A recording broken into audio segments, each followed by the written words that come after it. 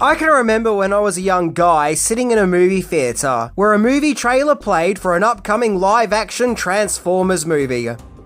It looked absolutely spectacular, an amazing roller coaster ride of a movie full of robots and explosions. Some text flashed up on the screen saying, "From director, Michael Bay." And silly old me got Michael Bay mixed up with Michael Mann for some reason, the director of Heat and Collateral. And so I thought to myself, wow, we're going to get a pretty gritty Transformers movie. But no, when I saw it, Transformers 2007 was less heat and more Armageddon. But I didn't mind, as I still had lots of fun with the movie, and it was great seeing the battle between the Autobots and Decepticons on the big screen in all its live-action glory. Oh, and did I mention this movie has explosions? Lots and lots of explosions. So today we're going back to 2007, to the first live-action Transformers movie, to explore 10 things that you didn't know about this movie. But first, a quick word from today's sponsor. Today's episode is brought to you by, well, me. I'm pretty awesome. So let's check it out. That was a joke.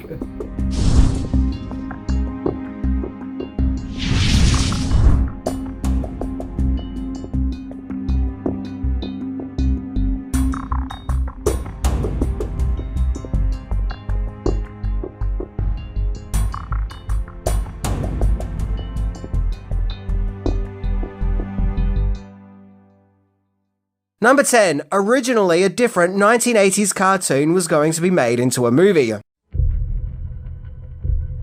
Well, the 2007 first live-action Transformers movie starts with producer Don Murphy. He has an interesting career. Although prior to Transformers, he produced several dramatic and intense movies like Natural Born Killers and Bully, he had also dabbled in movies based on established franchises, like Double Dragon, From Hell, and The League of Extraordinary Gentlemen. In 2003, he made a deal with Hasbro to make a live-action movie of G.I. Joe, based on the popular 1980s cartoon and toy line. However, around about that time, America started its conflict with Iraq, so it was then decided that maybe it wasn't the best time to make a movie based on G.I. Joe. But Hasbro were like, hey, that's no problem. Instead of that 1980s brand, we have another 1980s kid brand that you can make a movie about, which of course was Transformers, which like G.I. Joe in the 1980s was a huge franchise. And so the Transformers movie went into production. Number 9. The Transformers were originally going to be silent. So in the movie's early days of productions, there were several writers coming and going, trying to make a coherent script for a Transformers movie of the 2000s. Several ideas were set up quite early, like having the story shown through the points of view of the human characters, in order for the movie to be engaging. It was also decided to have it resemble a disaster movie, which the film does, hence its huge cast of characters, and for the story to revolve around the Matrix of Leadership, which is a device from established Transformers lore. But the device had to get its title changed because of the Matrix film series, of which was fairly recent at that time. So the Matrix of Leadership evolved into the Allspark. Interestingly, and oddly, during the original script writing process, it was decided that the Transformers shouldn't speak, out of fear that having talking robots would look silly. Yeah, imagine that. Being worried that a movie about giant robots might look silly. Which was something that really frustrated the writers, as they felt that that was betraying the Transformers lore and fandom. Thankfully, eventually this idea of silent Transformers was abandoned, as we do thankfully see them talking in the movie. So talking robots look silly, do they? Well, tell that to pretty much every successful movie that has talking robots. Star Wars. Number 8. A Boy and His Car. So with the scripts going through several rewrites, writers Roberto Orci and Alex Kurtzman were helming the story. Then something happened in the production that would change the course of the movie, and that was Steven Spielberg, with him bringing his DreamWorks company on board and acting as executive producer, just simply because he was a fan of the franchise and saw potential in it.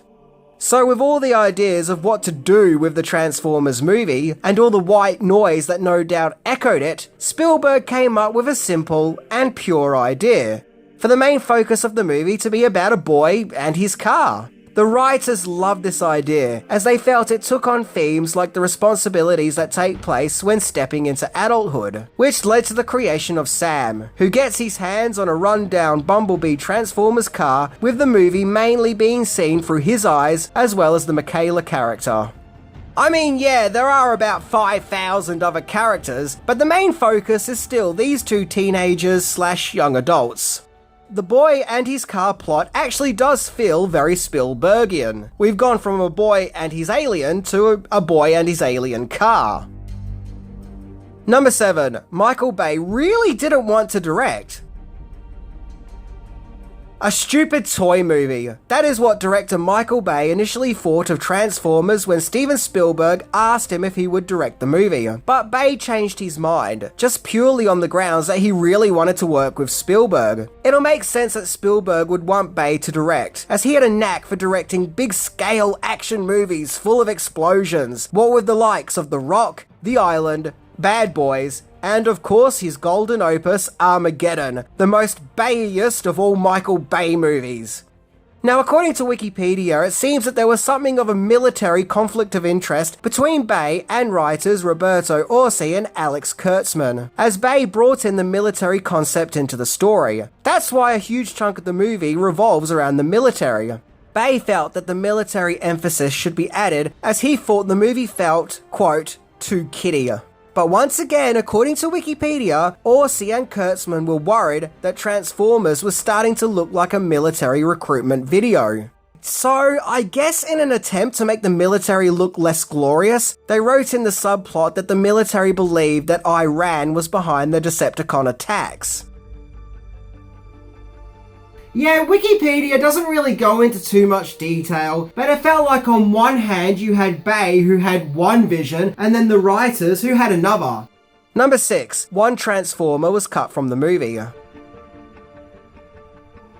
So the Transformers seen in the movie are mainly a selection of the most popular characters from the Transformers lore, including fan favourite Optimus Prime, as well as Bumblebee, Megatron, Jazz, and Starscream. However, one classic character was going to be in the movie but was then written out. That of course being Arcee, who in the cartoon was depicted as a female Autobot Transformer.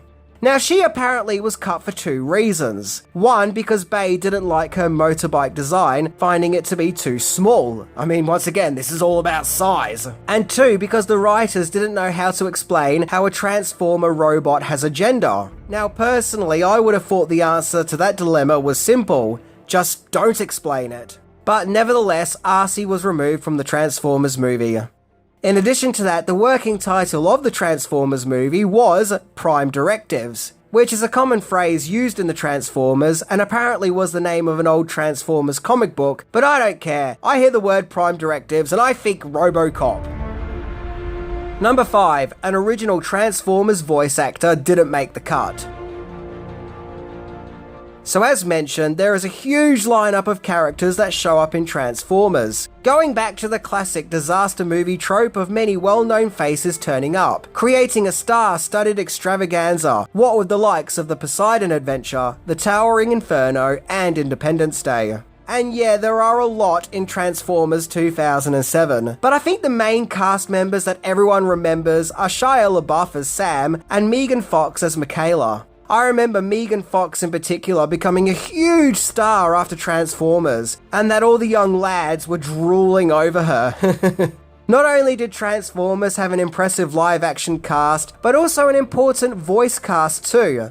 Peter Cullen, who voiced Optimus Prime in the original Transformers cartoons, returned to voice the character yet again. I always found this exciting. It's like the movie is an extension of the old cartoons universe. However, another iconic voice actor wasn't as successful, as legendary voice actor Frank Welker voiced the character of Megatron in the cartoons and wanted to return to the part for the movie, and he auditioned, but Michael Bay just didn't think his voice sounded right, so instead Hugo Weaving provided the voice for the character. However, Welker did voice the character in the sequels. So it was felt that the guy who provided the voice for Megatron didn't sound like Megatron. Yep, we have slipped into the clown dimension. Again. Number 4. New character leaks. As in the new characters were leaked to the press. I don't mean the new characters pissed themselves. The shoot for Transformers took place at several locations, including Los Angeles, the Hollow Man Air Base in New Mexico, Dodger Stadium, the Hoover Dam, and the Pentagon, with Transformers marking the first movie to be filmed at the Pentagon since 9/11. Now, making a movie can be a very stressful experience, and one thing that you don't want to have happen while you're making your movie is to have leaks released to the press in regards to spoilers. Well, that's exactly what happened during the shoot of Transformers, as several new Transformer characters were created so Hasbro can create new toys and sell them, because at the end of the day, that's kind of what it's all about, selling toys. And the names of the new Transformers were leaked to the press, and supposedly, out of sheer annoyance, Michael Bay decided to change the names of the characters. Yep, he wasn't going to let silly leaks ruin his day, so he simply just changed the characters' names, boom, problem solved. Number 3. Going all out to promote Transformers. Something that I think raised some eyebrows when it came to Transformers 2007 was all the product placement that was blatantly cram-packed into the movie. I think it became increasingly obvious in the sequels, with some people feeling that all the product placement was shameless and blatant. But this mad rush to sell as much branded stuff as possible does go all the way back to the first live-action Transformers movie, as the production had agreements with a whopping 200 different companies in order to promote Transformers in 70 different countries. First up, of course, there's the Hasbro toys, which saw new toys based on the movie. The toys alone earned Hasbro an insane $480 million in 2007, which is just jaw-dropping. I mean, seriously, good on them, I guess. Even Michael Bay himself lent a hand with some of the marketing. As being a former advertisement commercial director, he directed several tie-in commercials that promoted Transformers, including commercials for Panasonic, Mountain Dew, General Motors, and Burger King. The commercials were just as big and as spectacular as the movie itself, almost making them feel like mini-movies. So clearly in 2007, it was all about Transformers and being bigger and better and more action-packed.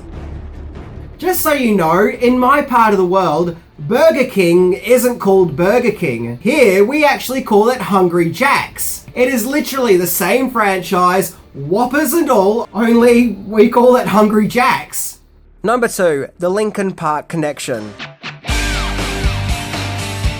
So Transformers features the Linkin Park song, What I've Done, which is played over the movie's end credits. And just like the movie itself, the song was big business, with What I've Done reaching number 7 on the Billboard Hot 100 chart, and the live version of the song was nominated for an award for Best Hard Rock Performance at the 52nd Grammy Awards. So it seems that Linkin Park and Transformers were a match made in heaven. However, their involvement in the movie started in a unique way, and it's all thanks to the movie's main actress, Megan Fox. You see, Fox had attended a Linkin Park concert, and afterwards, the band approached Fox because they were aware of the production of the Transformers movie, and they knew that Fox was starring in it. So the band obviously asked Fox to put in a good word for them for one of their songs to be used in the movie. And obviously she did, and they got the job of one of their songs being played over the movie's end credits.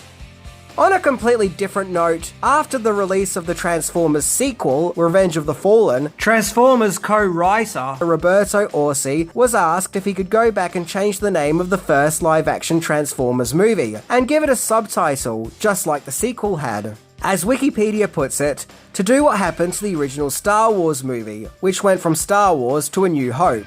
Well, the movie's title didn't end up changing, but Orci has added that if the movie did have a subtitle, it'll be Transformers More Than Meets the Eye. I actually really like that. Number 1. Huge budget, huge explosions, huge box office. Transformers was released in June 2007, and everything about this movie was big. Big robots, big explosions, big action set pieces, big vehicles, and big movie. Yep, if size does matter, then Transformers definitely knew it.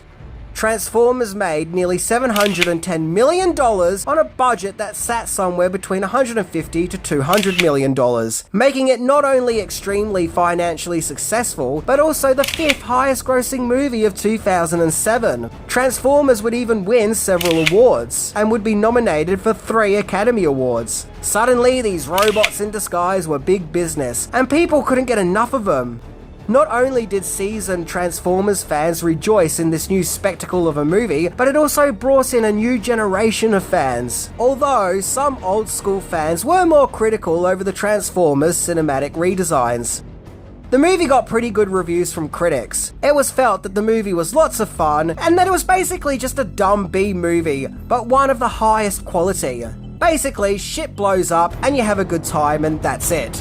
Even Roger Ebert himself was so caught up in the Transformers' explosive entertainment, he awarded the movie 3 out of 4 stars. However, most of the movie's criticisms were aimed at the human characters, as well as some of the acting performances. But overall at the time, the movie's experience was a positive one. However, its popularity has seemingly dwindled in time, with Transformers currently having a rotten 57% on Rotten Tomatoes. But it does have an 85% audience score. Look, when I first watched this movie, I actually really enjoyed it. I had a lot of fun with it. Yes, I knew it was silly, and I felt that the movie took itself way too seriously, but I thought it was a very pleasing guilty pleasure.